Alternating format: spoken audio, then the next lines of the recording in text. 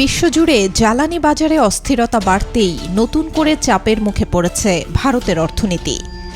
তেল ও গ্যাস আমদানির ওপর ব্যাপকভাবে নির্ভরশীল দেশটি এখন জ্বালানি সংকটের আশঙ্কায় উদ্বিগ্ন। বিশেষ করে মধ্যপ্রাচ্যে চলমান ভূ রাজনৈতিক উত্তেজনা এবং সরবরাহ ব্যবস্থায় বিঘ্নের কারণে আন্তর্জাতিক বাজারে তেল ও গ্যাসের দাম বাড়ছে দ্রুত গতিতে। বিশ্লেষকরা বলছেন, বিশ্বের অন্যতম বৃহৎ জ্বালানি আমদানিকারক দেশ ভারত। প্রতিদিন বিপুল পরিমাণ অপরিশোধিত তেল আমদানি করতে হয় দেশটিকে।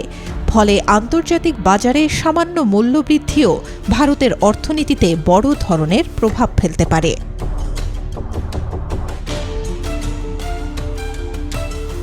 জ্বালানির দাম বাড়লে সবচেয়ে বেশি চাপ পড়ে পরিবহন খাতে।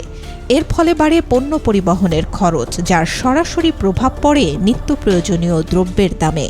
পাশাপাশি শিল্প উৎপাদন, বিদ্যুৎ উৎপাদন এবং কৃষি খাতেও জ্বালানির বাড়তি ব্যয় অর্থনৈতিক চাপ তৈরি করে।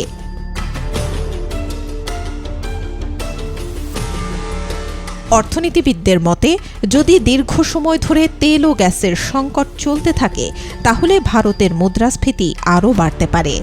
একই সঙ্গে বাড়তে পারে বাণিজ্য ঘাটতি, কারণ বেশি দামে জ্বালানি আমদানি করতে হলে বৈদেশিক মুদ্রার উপর চাপ তৈরি হয়।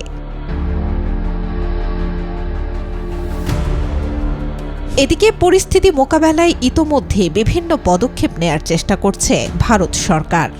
কৌশলগত জ্বালানি মজুত বাড়ানো, বিকল্প জ্বালানি উৎসের ব্যবহার বৃদ্ধি এবং বিভিন্ন দেশ থেকে সরবরাহ বৈচিত্র্য করার উদ্যোগ নিয়েছে তারা।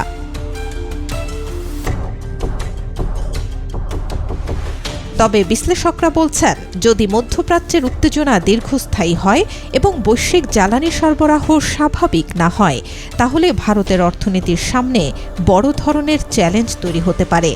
বিশেষ করে জ্বালানি নির্ভর শিল্প ও পরিবহন খাতে এর প্রভাব আরও স্পষ্ট হয়ে উঠতে পারে।